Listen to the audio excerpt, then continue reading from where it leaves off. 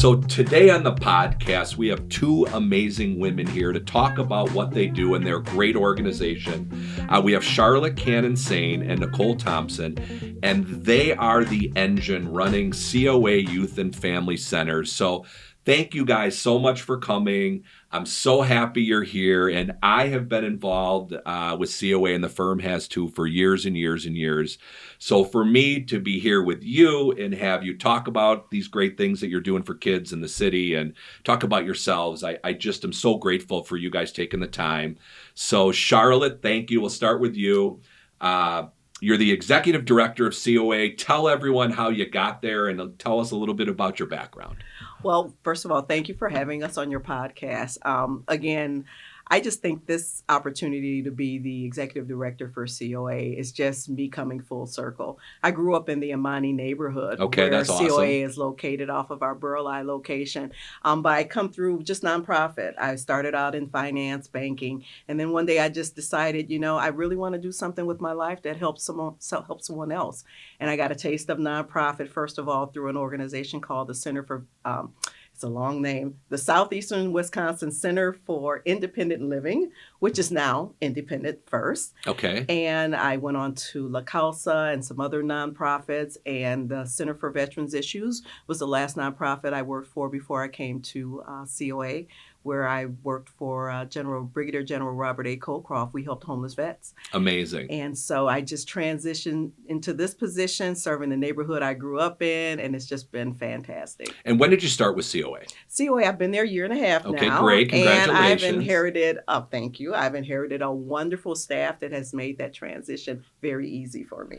And I can tell you, being the managing partner of Hupy and Abraham, without amazing staff, really nothing gets done, because you and I are just one person at each of our companies, and we need all these other people who are doing really a lot of the heavy lifting and all the hard work. And without great staff, we couldn't be able to do the stuff we do. So I love it when other people are talking about their staff. 100%. I mean, because I know without these great people, even in this room helping me with the podcast here today, I couldn't do it. And, my partners and I, we realize the other 160 people working here, without them, we couldn't do all this stuff in the community and for our clients. And so, we're just the people that get a lot of the accolades, but really the behind the scenes people are doing a lot of that great work. And that brings us to Nicole Thompson, the director of programs. Nicole, you and I have met before at COA, Yes. But tell us about your journey, what you do at COA and your history. So I have been with COA since 2006 when my youngest was just about 6 months old, and she'll Okay. be 17 this year. Wild, isn't it? Yes, it is. It was like yesterday. And so I started an early education center and have kind of moved my way up. Now I'm the director of programs, working with a wonderful staff that, makes it happen every day. So it's great. You're a veteran, obviously, if you've been there that long. And it's really been this great organization doing a lot of stuff for kids. So I don't care which one of you wants to talk about it, but tell us about COA's mission and what you're trying to do and all the different programs and things you're doing for Milwaukee area kids and families. Well, as you know, COA started off as the Children Outing Association. It began with a group of women who said, the kids that are living in the city, they really need an opportunity to get out into nature, and hence developed a camp, which we still have, Camp Helen Brockman, Right. which is located in Portage, Wisconsin. It's the oldest accredited camp in the state. And so with that, we branched out and we created 2 right now, 5-star childcare centers, family resource centers.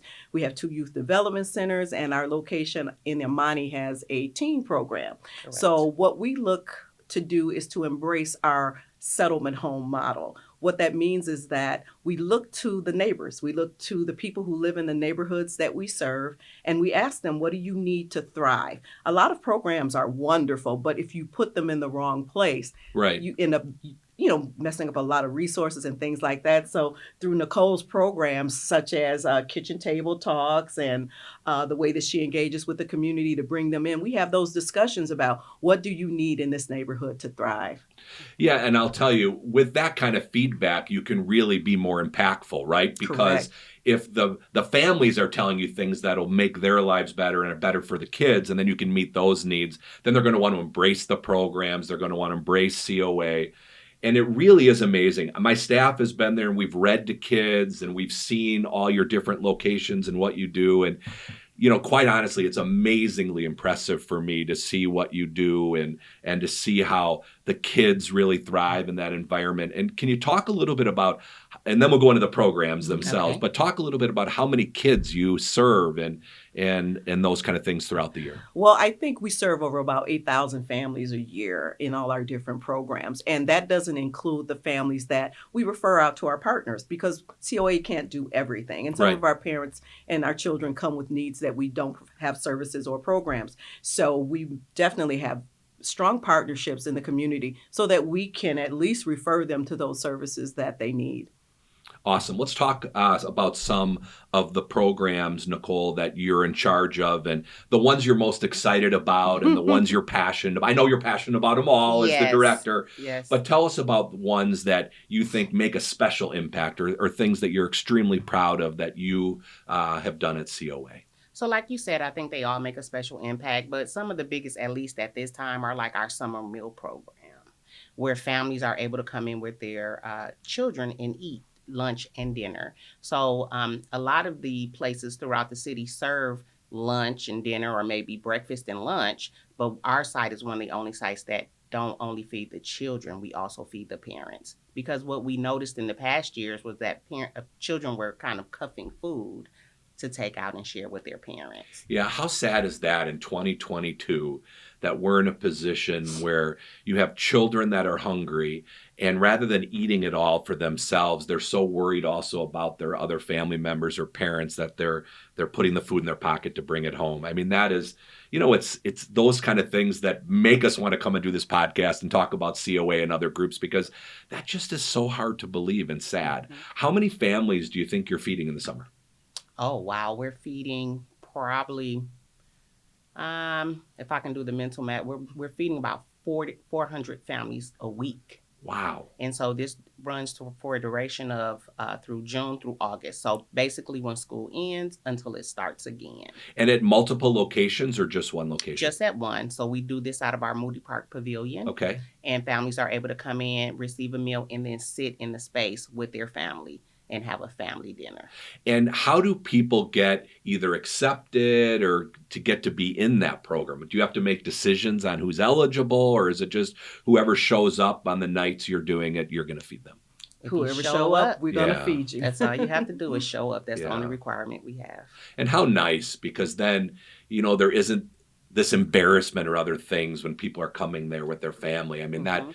it's got to be so hard if you're a parent or parents with children and you're hungry and a lot of times there's that stigma and embarrassment that would maybe stop you from asking because you don't want to feel that way. But if you can Mhm. just go and kind of anonymously walk in with your family and feel safe and comfortable, I mean, what an Well, amazing. That's one of the wonderful things about Nicole and the staff.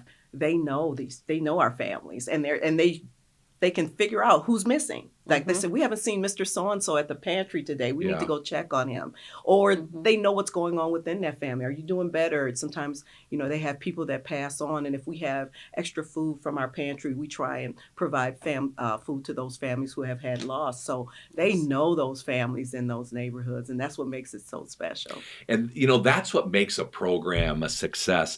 I've also, through some of the campaigns and giveaways that we've done at the firm on our website, where people can nominate a charity, and then if they get selected, they get a cash donation. I was able to go out with two women that started this amazing organization where they would go out and feed the homeless multiple nights a week. And one of the things that struck me the most was what you just said, and that is how they knew these people. And these people really relied on them. And if there was a time where one of the vans were broken down and couldn't go out, and then we were out one night and we were providing food and clothing, and the people were so excited to see them. They knew them by name. They take notes about the people to make sure they could try to see if they can get them in housing and do other things. You can tell a great organization by its leaders, and the fact that COA and these other groups really get to know the families and take that interest. That's what separates, and not that all organizations aren't doing a great job, but that is what makes, I think, an organization super successful, because you give them that comfort level. Okay, tell us some other programs. So like our teen program is really phenomenal. So during the pandemic, the numbers kind of went down a little bit, but over the past maybe 6 months, we are at the point now where we're kind of busting at the seams. We don't have any more space for the kids, but we just can't turn them away. So when it's teen time, they're just kind of all over the place, Okay. so we have put programming in place to keep them, entertained or involved and engaged. So this summer we have introduced them to some filming, so they get to learn all different aspects of how to create a short film. They are doing some cooking and learning about nutrition and health. They love our Cream Skills basketball tournaments that we have I three bet they times a do. week. I think that's their favorite, but they're also doing concessions where they're kind of learning about money management and selling product and, how to make earnings and things like that. So it's really good for them because a lot of them come from backgrounds where parents may have never worked before. Right. So they don't even understand how that is. So we try to provide those basic skills so they can go out into the work world. A lot of them we end up signing up for Earn and Learn when that time comes. So we have several of our teenagers that are during the daytime Earn and Learn workers, but then they come and they're involved in the team program afterwards. So very, very excited about that. And just if I can add, Nicole really pressed for, and we did find funding for a therapist for our kids. Yes. She sees, like I said, I hear her and I'm like, it's more than that. It's more than that because I see how hard they work. Some of these kids are really struggling. And Yeah. she said, Charlotte, they need someone to talk to. So not only did we find a therapist to work with our kids, they also work with our staff. Yes. Oh, that's amazing. So he comes in 2 days a week for the kiddos, and then he comes in one day. He kind of scores the staff in, but he was willing to do that.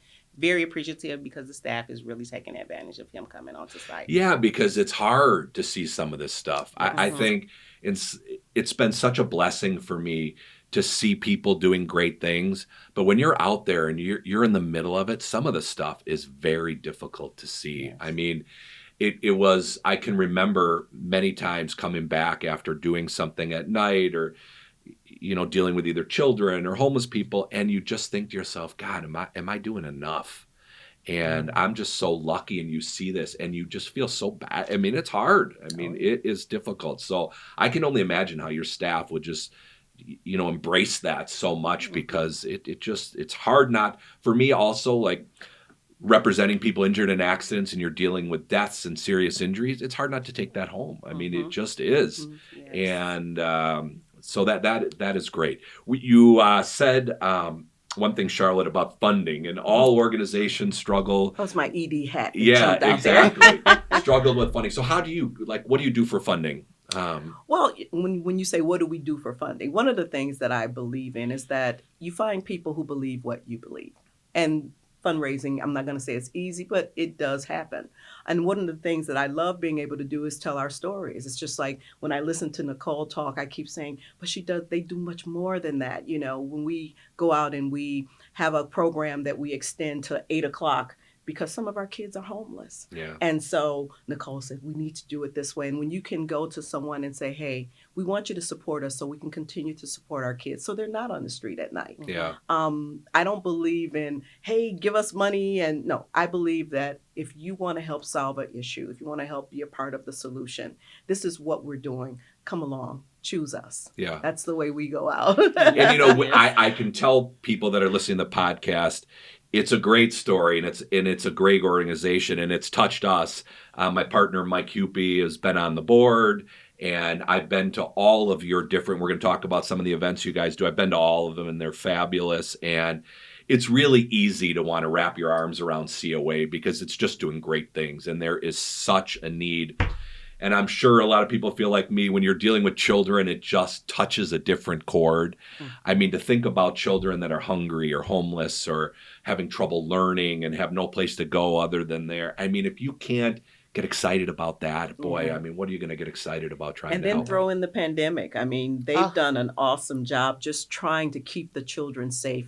Some people are vaccinated, some are not. We have to close down a wing. I think we were the only pantry that was open during COVID and probably one of the few child care centers that were open during the height of the pandemic. Yeah, we never closed. When the pandemic hit, we actually increased Increase our our- hours Mhm. at our food pantry because Yeah, you knew the need was going to be greater. everybody around us closed, and I was like, well, if everybody's closed, who will they have? Yeah. So yeah. Let's talk about your events. I know you have some events during the year that you do for fundraising. As I Mhm. said, I've been to them all, but why don't you tell people what you do during the year, your fun events, and what you do to raise money that the Well- public can get involved in. Well, we do have our COA, Night with the Stars. And what we do during that event is that we recognize people for their relationships with COA. We have our Rising Star, which is usually some young person that has done some awesome things and they've come through maybe our Hupy program or our youth development program. We have a corporate star award. I keep forgetting what the names of the awards are, but basically what we try and do is recognize people who they have the heart of COA. They Right. represent what we're all about. And last year, just like the National Council of Jewish Women, they've been with our Hupy program since its implementation, and they volunteer, they read, they have functions, they help raise dollars for that. And so we have a lot of people that attend the gala because they understand we have a camp. Have you ever tried to dig up a well that's frozen in the ground? So there are a lot of things that we do, and we're not saying that we're there to just make money, but we want to be impactful. And so those are the things that we are trying to do as in our events. We also have Safe Summer Kickoff, which is one of Nicole's summer programs, and you can talk about that. Yeah, so Safe Summer's Kickoff is the event that kind of starts our summer, and that's why it's labeled Safe Summer Kickoff. We want all the kiddos to have a safe summer. So what we do is we close the streets between 20th and 24th in Burleigh, and we line the street with all kind of resource vendors that parents and families can take advantage of during the summer. We give a free meal out. We have some music. There are a lot of games. I think this summer we gave out bikes, just safe and fun things for the kids to do over the summer. Yeah, I think we had about 700 families that attended that. That's awesome. Yeah, and we also have now it's transitioning. We had Father of the Year, and it went to Parents of the Year. Yes, and Mike that- and Suzanne Hupy were Parents of the Year, and I got to give the speech on their behalf. I was very proud of them. That was an amazing recognition that they were Yeah. super excited about. And now we're looking at transitioning to Family Mhm. of the Year. That's awesome. Yeah, because we have generational, intentional generational relationships that, they just pass on, from the next to the next to the Right. next. And we're really happy to see that. I've also attended, the Skylight? What is it? Skyline Music. Skyline That's Music. that's why I'm dragging. Yeah. It was last So- night. Oh, that was last It was night? last night. Okay, so I've been there with our staff. We had an outing there. We loved it. Yeah. Talk a little bit about that. That's really a great Skyline event. Music, I have to definitely give my predecessor, Tom Schneider, just kudos for developing what used to be Kilbourne Park, which Right. was not the most safe place in the world. And he's had a vision to expand our programming. Now it's Kadish Park and it has an amphitheater where we have weekly concerts on Tuesdays from 5:30 to 8. Yeah. And last night was just amazing. And I would say we probably had close to 300 people there.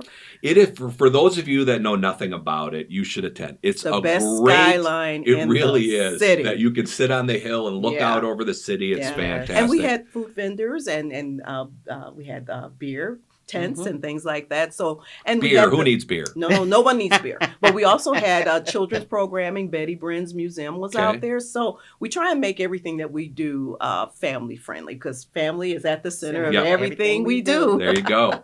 I want to give a shout out to Tom. I Yes. mean, obviously, I got to know him very well over the years. Yes. And just what a great, dedicated man. I mean, I know he did so much for COA. Mhm. I loved him. I loved working with him. I thought he was a great person. And Yeah. I know that he's so happy that you took over, and he just did a lot. Yeah. And he was Yeah. a good guy, and I Yes. was really happy I got a chance to get to know him. And then the gala taught, and I don't. Is it still called Oscars and Night with the Stars? It's just COA Night with the Stars. Okay. Yeah. And I know it's changed a little bit. It used to be when I'd been there many a time, they would show the Oscars. Mhm. Now I know that they we had don't. been showing the Oscars this last year. Yeah. It would have been a little different. Yeah. Crazy, actually. Thank God you weren't. But that is a really great event. That was another event we attended with some of our staff, and we had a lot of fun with that. And tell us about a little bit more about that. Well, and what you said, for this year, I think it was the first year that a lot of the staff got to attend. Yes. And what we want to just do is bring, shine a light on what we do at COA and how it impacts lives, after people come through our programs, and why some of the people support us. So it's an opportunity for everyone to see not only what we do, but who supports us and who benefits from our programming. Just like Jaden, our rising star, he was class valedictorian at John Marshall High School. He was on a committee with the superintendent of MPS schools. He was doing a dual enrollment where he was attending MSOE and high school at the same time, but he started at COA. So we want to make sure that people understand that what we do is evidence-based, it's impactful, and these are some of the outcomes that occur with the programming that we offer. Well, it's that kind of success. It's the passion of you guys and all your workers that has caused Hupy and Abraham to be involved in a big way over the years with COA, and we're super excited. I know at Skyline we have a bench with our name on it there, and I know for your outing this year, I had a couple signed guitars that I sent goodness. your way. Yes, you did. Thank you so much. Oh, my pleasure. Bruce Springsteen and his band, and then Stevie Ray Ray Vaughan. Vaughan. Get that? No. Yeah, I had these guitars, and actually I'm moving, and I thought of you as that and your gala as where you could auction those off and hopefully raise some money. See, what you just said, you said you thought of us. I did. People think of COA. It's not a hard thing to do. People love being a part of our organization. They look for ways to support us. And that's why when you talked about fundraising, I say, I just find the people that love COA and they support us. Yeah. It's easy to think of you, to be honest, because what you do is really amazing, and you're all such passionate people. And every time I'm around, and I'm meeting you for the first time, but every time I was around Tom and the staff, it's just easy to feel good about it and know that you're making a difference. And so, for me, it was easy. I know for others, it's easy. For people that really don't know a lot about COA or want to get involved in COA, tell us where they can go. Is it your website? Our website, definitely. Yeah. Or they can call us too. But go to our website and you can see volunteer opportunities and you can see all of our events. If you want to have a conversation or take a tour, we can do all of that. And say your website so people can hear it. Oh, gosh, it's www.coa-yfc.org. Okay. Because I was just like, No. And then their phone number. Oh, gosh. 414-263-8383. There you go. Yeah, I made the mistake of giving out my phone number once, and that phone number was jumping. Yeah, don't want to do that. Yeah. Well, I want to say thank you guys so much for coming in and being passionate and telling everyone about COA. And before I let you go, Audrey developed this new thing this year where we have a little game we play at the end. Audrey. And it's called the Hupy Hot Seat Community Edition. So the Hupy Hot Seat is our game here on the Tell Them You Mean Business podcast, where you answer 3 multiple choice questions in 60 seconds that'll test your knowledge on Hupy and Abraham trivia. Because you're from COA, this amazing charitable organization, this segment will be focused on Hupy and Abraham's giving back. And it's just a fun little thing that we can end with. So the first question we have is, what is the approximate amount that Hupy and Abraham has donated to charities and organization over the years? And I'm going to give you 3 choices. A, over 50,000, B, over 100,000, C, over 500,000, or D, over $1 million. I see. I would say the same. Over $1 million. That's the answer. You're right. I'll tell you, for me, as someone, and this month is my 29-year anniversary with Hupy and Abraham. First of all, I can't believe I'm that old. You're I'm not an old goat. Not But I at can't all. believe I've been here 29 years. Yeah, but you could be an old goat, greatest of all time. Yeah. So, Thank there you for go. saying that. Let me honestly tell you, that is probably one of the most, the fact that I'm probably the most proud of at Hupy and Abraham is the fact that we have done such a good job for our clients over the years that we've been able to give over $1 million. Yes. When we were this small, we started as just a small Milwaukee-based law firm. And by hard work and dedication, we were able to become the Midwest's biggest personal injury law firm. And we have a mission statement that Mike Hupy started that said we're going to give back to the community based on our successes. And we've done that. And I'll tell you, from an organization, when you're at the top, and I know my employees feel it all the way down, to have given over $1 million, that's a lot of money. And, you know, and we are super proud of that. So good job on that. Okay, how many community events does Hupy and Abraham sponsor each year? A, 50 to 60, B, 70 to 80, C, 90 to 100, or D, 110 to 120? I'll let you guess this one. I would say C. You're right, C, 90 to 100. She knows more about Hupy and Abraham than Jason Abraham knows about Hupy and Abraham. She said we got She this. did. So again, shows like you how focused we are on giving back. Yes. And we do the same kind of thing everywhere we have offices.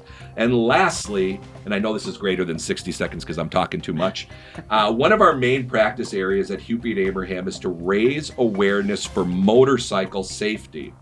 What is our motorcycle awareness campaign slogan? Is it watch for motorcycles, look twice, drive nice, share the lane, or big or small, the roads for all? It is A. Oh, You are right. Watch for look at You are the that. first guest Woo-hoo! and guests that have got them all right. So congratulations. Thank you. Charlotte, Nicole, it's been such a pleasure to have you on the podcast. I'm so proud of everything you guys have been doing at COA, and just keep up the great work. We're behind you. We're always going to support you, and thank you for what you're doing to make Milwaukee a better place. Thank you for having us. Yes, absolutely.